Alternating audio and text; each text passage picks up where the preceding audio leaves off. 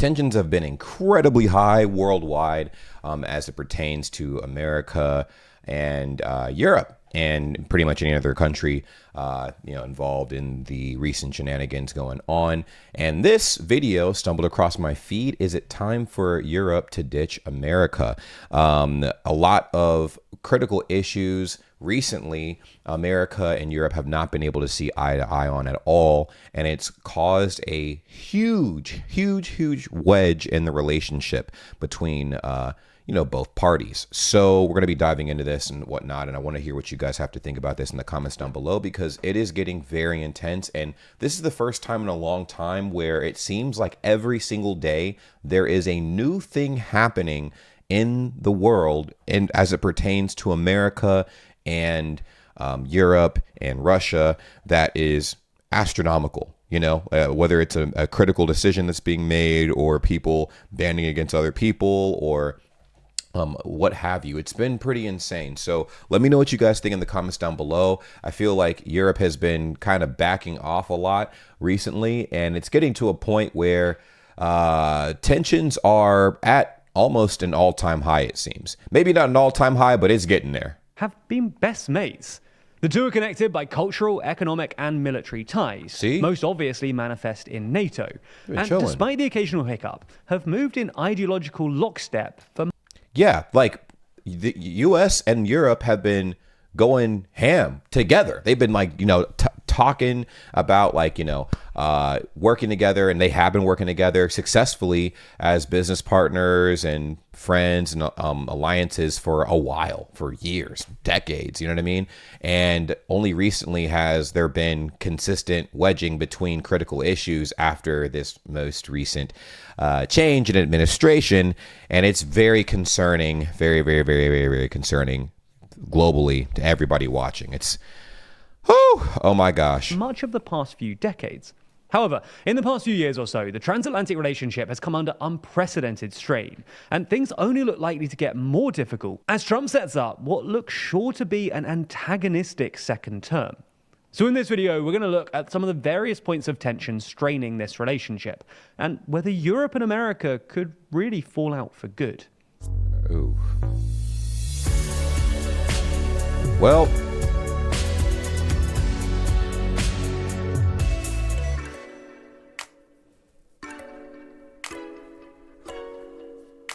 who's oh God, this is going to be insane. the best politician right now? Hear our thoughts and argue with us on our podcast, The World Leader Leaderboard. Find it on the TLDR Podcast YouTube channel or in your favorite podcast app. So as we see it, there are both short-term, Trump-related pressures on the transatlantic relationship and long-term, more structural pressures that won't go away even if Trump is succeeded by a more traditional Democrat in 2028. Let's start with those short-term Trump-related pressures, though.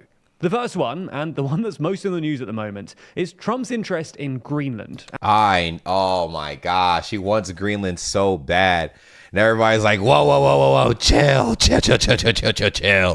It's funny because he also wanted Canada to become the 51st state for a while. I wasn't sure if it was a joke or if he was being serious, but I'm like, oh boy, what is happening? And Canada stepped in and they're like, no, never. And his apparent disdain for internationally recognized borders more generally. For anyone who somehow missed this, earlier in the week, Trump reiterated his intention to buy Greenland from Denmark. And then on Tuesday, he gave a press conference where he refused to rule out using military force to take the territory. That would initiate, I think, another world war. I think that right there would initiate another world war. Because, I mean, it sets an example to the rest of the world. Like, hey, if, you don't get what you want, take it. And the rest of the world's gonna be like, whoa, that's crazy, because weren't there wars fought over that mentality? Like, that's crazy. There's wars being fought right now over that kind of mentality. I mean, how do you think Russia's having a hard time getting access to Ukraine? They can't just take what they want when they want it. There's a lot of people who are like, whoa, let's talk this out. It's very interesting what is happening, man. Arguing that the United States needed Greenland for, quote, economic security and national security reasons. Unsurprisingly, this ruffled some diplomatic feathers in Europe. And on Wednesday morning, France's foreign minister basically said that the EU would defend Greenland if the United States tried to invade.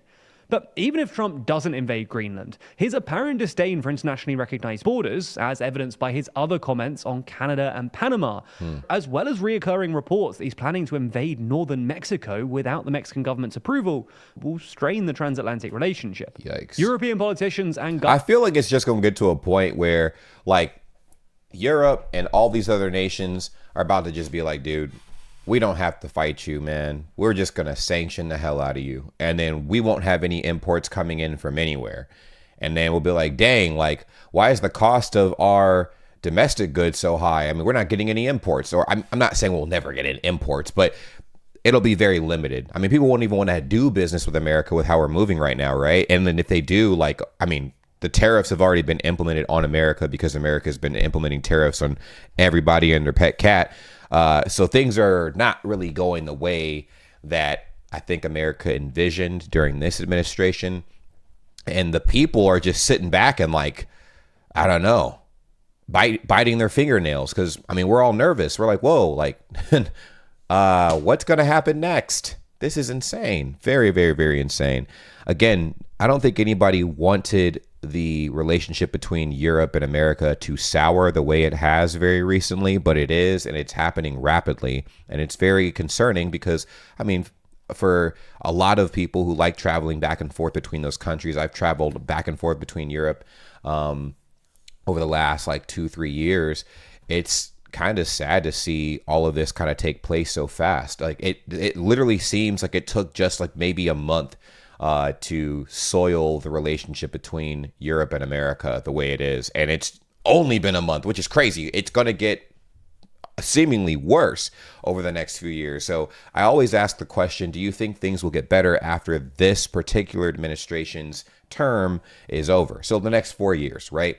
After the next 4 years, do you think things will kind of look up as far as international relations go, or probably not? Where it's almost a lesson as far as like, okay, cool, we will probably put you back into our good graces, but almost at arm's length, because we don't know what is going to happen depending on who enters that Oval Office.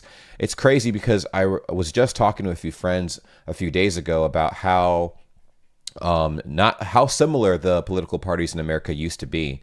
There were only minor differences a few decades ago, but now it seems like the two parties in our bipartisan system are like night and day when it comes to beliefs and things that they choose to stand on. It's insane. Governments are generally a bit more concerned about international law than their American counterparts, and especially their Republican counterparts. This isn't us Brits taking a jab at the US, by the way. It's just true that the US is more in the habit of breaking international law or going against the international consensus than Europe, as evidenced by the plethora of UN treaties that the US has refused to sign. Jeez, bro. Oh, I didn't even know this. Look at some of these treaties. There's the Freedom of Association and Protection of the Right to Organize Convention, not signed. Right to Organize and Collective Bargaining Convention, not signed. Convention for the Suppression of the Traffic in Persons and of the Exploitation of the Prostitution of Others, not signed. Oh my gosh. Need to look into how true this is, but good gosh, if this is true, that's kind of wild. Convention relating to the status of stateless persons. It seems like that's not signed. The first optional protocol to the International Covenant of Civil and Political Rights. Wow, not signed. Well, that's insane. Or ratify. As such, Europe will be especially keen to protect international norms, particularly when it comes to states' territorial integrity, because they've spent the past few years accusing Russia of breaking international law by violating Ukraine's internationally recognized borders. Oh, God. If they stand by while Trump either threatens to or actually does violate territorial integrity... Wouldn't that be the same thing that Russia's doing to Ukraine? If Trump just steamrolls into Greenland against Greenland's will and everyone else's will worldwide, that's exactly what happened with Ukraine and Russia. Russia wanted Ukraine. Ukraine said no, and Russia's like, well, we're going to take it anyways, and now Ukraine's getting the support from most countries worldwide. If the U.S. were to do that to Greenland, I'm pretty sure the world would be like, you can't do that. We're going to be feeding Greenland as many weapons and stuff as it needs to definitely defend itself, because that's ridiculous. Why are you taking over a place that had nothing to do with you? As far as like, it didn't inhibit any people in America's freedoms or impose on America. So why are we doing that to them? It doesn't make any sense. I mean, it makes sense when you think of it from a money standpoint, though, but we shouldn't be invading other countries. You know what I mean? Like, smaller states like Canada, Panama, and Mexico. When I say it makes sense when it comes from a money standpoint, by the way, I'm not saying this is justified. I'm saying that a lot of the things that we're seeing happen that are egregious in nature are money motivated, and people are doing these things despite the effects it has on other people. They're doing it despite the inhumane tactics it might back. With those tactics and stuff like that, all for the sake of money, of course, all for the sake of money. It's literally a by any means mentality, which is very dangerous, as we've seen. It will undermine their argument against Russia, and they'll be seen as hypocrites by the international community. The second Trump-related pressure on the transatlantic relationship is Elon Musk. Oh, brother. Oh, my God. Yeah, dude. A lot of people have been saying that Trump and Elon Musk are pretty much like running things in America right now. It seems like Elon has wedged himself as the vice president of the United States. It seems, right? Like a lot of people are like, well, it seems like a lot of what Elon says has a lot of weight, and changes are made accordingly. So he'll see something, he'll call it out, and then boom, changes are made because he has a position in the government, I guess, even if it's something that seems a little questionable. He has a lot of pull, so the people have not been too happy about that. They're like, dude, I missed the days where all he was concerned about really was Tesla and SpaceX, but it seems like now he's heavily involved in politics and stuff, and not necessarily constructive politics as far as the changes that have been made to make things overtly better across the board. There might have been a few things that he's done to ease some of people's curiosity for certain issues, but overall it doesn't seem like there's been a good response to Elon being involved in politics as of recent. Now, if I'm wrong, let me know in the comments down below, but if you agree with that, let me know, man.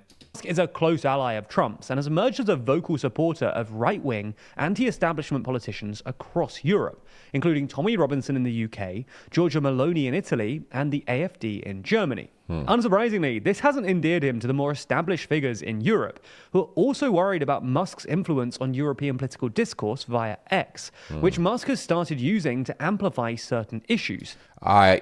Which when he bought Twitter a long time ago, I'm still gonna call it Twitter because it's Twitter. I knew that that's a power move. If you look at whoever owns any of those platforms, the social media platforms, that is a massive power move. You can control the flow of information. You can control what people see and don't see, which is the control of information. And it does have a huge impact on elections globally. So if you want to suppress certain political parties or beliefs or ideals, you can, because you're the owner of the platform. He's the owner of X, formerly known as Twitter. I'll call it Twitter.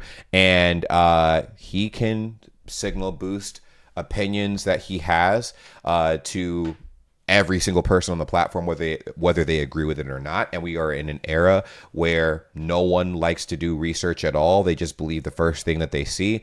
I low-key feel like that's the tale as old as time. People did that when TV was the only form of entertainment available in like the confines of your home and whatnot.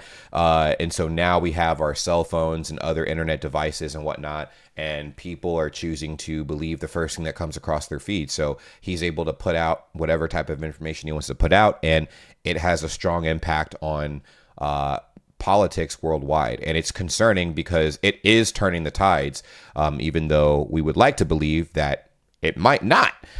So it's pretty insane. Sometimes via disinformation. If European politicians do decide to take action against Musk, which seems increasingly likely at this point, it will doubtless cause some friction with the Trump administration, given that Trump has basically endorsed Musk's meddling. The third and final Trump-related pressure is Ukraine. Now, we've done a whole video on Trump's plan for Ukraine before, but the TLDR is that while there is some ambiguity here, Trump has signaled his intention to wind down American support for Ukraine, which has provoked some anxiety in Europe, where there's a pretty broad pro-Ukraine consensus at the moment. Anyway, those are the three big Trump-related pressures on the transatlantic relationship. But a myopic focus on Trump obscures the fact that US-EU relations have been under strain for a while now. Okay, well, this wasn't super recent then. So I do stand corrected. Again, I'll have to look into this deeper because it doesn't seem like this has been the only issue that's been coming up that has had the US and EU kind of at odds. But it seems like it's been on the forefront of a lot of headlines over the last month and a half. Obviously, because there's a new administration and whatnot, but it seems like things are speeding up and it is concerning. Thanks to some deeper structural factors. The first of these is China. China is actually a rare point of bipartisan agreement within the United States. Biden broadly continued with Trump's hawkish China policy and actually sounded more bellicose on the question of Taiwan, saying explicitly on multiple occasions that the US would indeed protect Taiwan in the event of a Chinese invasion, implying a departure from America's long-standing policy of strategic ambiguity. But while Europe shares some of America's concerns about Chinese trade practices and the CCP's authoritarian tendencies, European countries are generally far less hawkish on Taiwan and nowhere near as worried about the supposed Chinese threat to American hegemony. This was made glaringly apparent when, on his way back from a trip to Beijing, Macron warned that the great risk for Europe is that it gets caught up in crises that are not ours, i.e. Taiwan. Interesting. I remember, that's also a tale as old as time. There's many tales as old as time, but this one is America hopping in a lot of issues that seemingly don't relate to us. But I do feel like the issues we involve ourselves in affect us in some way, shape, or form. And when I look at it from like a big, outwardly level, from looking at the news and stuff as just a casual viewer, it just seems like, wow, why are we in other people's business? Look at it this way. Money. That is literally it. Money. In some way, shape, or form, it is tied into money. America, obviously, is a capitalistic society. And if there is a way for us to make money, or there's an exploit out there that we can take over where we can make even more money, then we will do it. And obviously, we've seen that it doesn't really matter if it's an ethical or non-ethical thing. If it's money motivated, we're there. You know what I mean? So I do think when it comes to questioning why America is moving the way it's moving, the simple answer is money. It's money. It's just money, dude.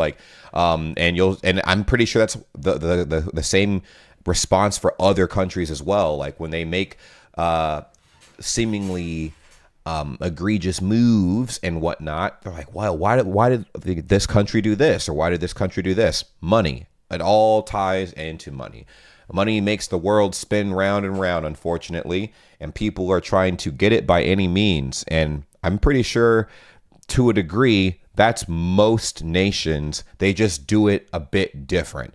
Right now, America is moving in a very interesting way, and a few other countries are doing the same.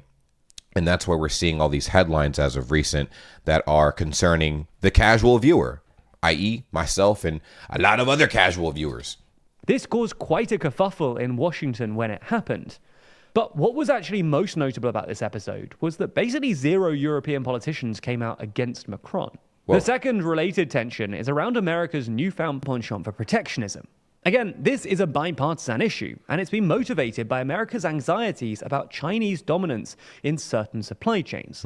This is why Biden kept almost all of Trump's tariffs, and actually increased tariffs on certain items that he deemed to be strategically significant, as well as introducing massive subsidies for American manufacturers via the Inflation Reduction Act. This hasn't gone down well with Europe, not just because Trump's tariffs and the Inflation Reduction Act directly affect European companies, but also because, more generally, Europe is more anxious about the global turn to protectionism than the US is.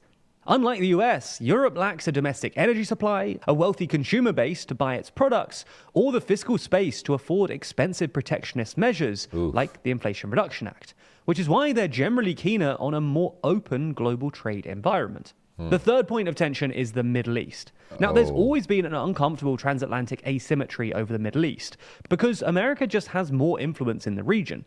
But Europe is also more affected by its negative externalities. Oh, dude, this is weird, man. I didn't even think of it that way. So we have a lot of like hands in the pot when it comes to the Middle East, for sure. And they're like, if they crash out, right? If the Middle East crashes all the way out, we're far enough away to not catch as much flack as Europe. Europe immediately catches flack for whatever's happening in the Middle East. America, while we have our hands in the pot, we won't be directly affected as much because we're literally across the pond. I didn't think of it this way. Oh my gosh. I mean, I'm also geographically challenged, so goodness. When the region is destabilized, it's Europe that's affected by the subsequent uptick in migration and often terrorism. The tension has become all the more apparent with Israel, with Europe generally pushing harder for de-escalation than the US has, and being more critical of Israel's violations of international law. And transatlantic tensions over the Middle East look likely to increase in Trump's second term, given that Trump will probably pursue a relatively hardline Iran policy. And last month, the Wall Street Journal even reported that Trump is considering a direct, preemptive strike on Iran's nuclear facilities once he takes office. Wait, what? Trump team weighs options, including airstrikes, to stop Iran's nuclear program. Advisors to president-elect concerned economic pressure isn't enough to contain Tehran. Consider military action. Ruh-roh. This is unlikely to go down well in Europe, which has always wanted the US to take a more conciliatory approach to Iran, both because it worries about the geopolitical fallout and because if sanctions were lifted, Iran could be an alternative oil and gas supplier for Europe. All in all, while no one can predict the future, it's at least true that there are both short and long-term points of tension for the transatlantic relationship, which will probably only get worse over the next 4 years, dude. Potentially presaging a more permanent split, something that could lead to some interesting power struggles. Yep. This is the fall of possibly NATO. I mean, Trump has definitely, said several times that he wanted to see if he could pull the U.S. out of NATO and whatnot. And it does seem like at this point, NATO will pretty much crumble or be renamed and turn into something else. EU 80 or something like that. I don't know. But one thing remains to be seen. Well, not remains to be seen. It's happening right now. And it's the European nations gathering together to kind of figure out what they can do to navigate around America during these times specifically. Now, there have been long lasting issues and stuff as well, as he's highlighted and whatnot, but it's like it's not getting any better. It's not getting any better, dude. And very concerning stuff. So it's almost like we're in a drama thriller right now, and every day there's a new diabolical episode. And we got 4 more years of this, and maybe even more, honestly, because the problems don't go away after 4 years. Depending on what happens, it could be here for the next few decades. So I'm interested to see how this affects jobs, how this affects the cost of items, how this affects international relations, obviously, going forward. I'm very curious to see how all of this impacts casual travel to different countries. Like, will the EU start putting restrictions on travelers coming into the EU from the United States and vice versa? Because I think part of what's happening is going to lead to that, which is mildly concerning as well, because I do like traveling to different countries and stuff, but it's going to be hard to do if we are restricted to, the land. We're landlocked a little bit, but that's landlocked meaning not by other countries, but you know what I mean? But just like our policies and stuff, our travel policies. This will be very interesting, man. The question, though, is who'd come out on top? Who would be left as the most influential person? I don't think there's any winners in this, man, because it seems like everybody's playing a diabolical game of Uno, you know what I mean? Or Monopoly. That's what we're trying to find out with our official most influential person list, which we need your help with. So, if you want to help us decide on who the most influential person in the entire world is, then you can click the link in the description to cast your own ballot for your... I mean, clearly, it's probably got to be Elon Musk, right? I mean, he's caused an uproar worldwide. I have never seen one person mentioned so much in different countries ever, unless it was for something pretty good, you know what I mean? But like, I should say I've never seen one person mentioned so much in most countries. Well, I know what y'all about to say in the comments down below, so accept that person for some negative actions in a long time, I should say, in a long time. Recently, the person I've heard mention negatively the most that has impact worldwide, you know, that is not a politician. Well, I guess now he is technically a politician too, to some degree, right? Elon Musk, he got a lot of pull and whatnot. Trump, obviously as well. So but the thing is, I think Elon's been doing tours around the world, like kind of spreading his ideology and whatnot too. So it's been making waves. Your personal top 10, helping to shape the overall ranking. And your vote is super important, but voting closes on January 15th. So do your democratic duty and cast your ballot for the world's most influential person. Also, if you're wondering why we're doing this, it's for the next... Well, I'm pretty sure that's where the video ends. Let me know what you guys think in the comments down below. Very interesting watch. It does seem like it's the world versus America, kind of. Different alliances seem to be popping up, and new enemies seem to be spawning in, and are not even really enemies, but now it's seeming to be we're going from like friends to distant acquaintances, and the relationships are souring faster than I've ever seen a relationship sour. So let me know how you guys feel about that in the comments down below, and I'll see you real soon. Take care. Peace.